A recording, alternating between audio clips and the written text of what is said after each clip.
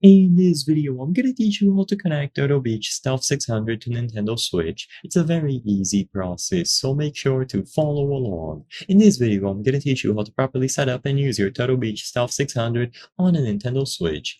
If you have a multi-platform version of this headset that has the USB toggle, you will be able to use it on a Nintendo Switch. So you will only be able to do this when you connect the wireless transmitter through an available USB port on your console. So keep that in mind. You will have to use a USB port to use the Turtle Beach Stealth 600 on a Nintendo Switch. This headset does not feature Bluetooth or any sort of similar technology. You can only connect it wirelessly if you plug it into a USB port.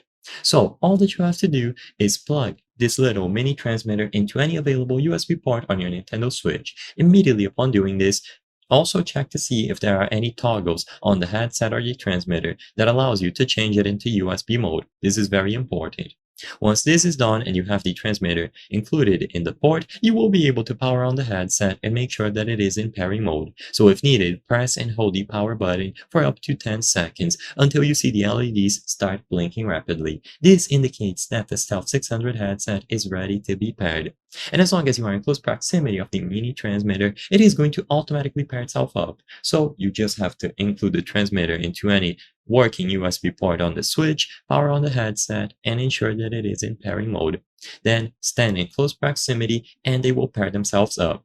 You can go over to the audio settings and change the output device, but essentially it is plug and play. As long as you have the proper version of the Stealth 600 and you have the toggle set to USB, you will be able to get it to connect. Keep in mind that it doesn't feature Bluetooth, so the only way to connect it is through the USB transmitter. I hope I was able to help you on how to connect Turtle Beach Stealth 600 to Nintendo Switch. If this video helped you, please be sure to leave a like and subscribe for more very easy tips. Thank you for watching.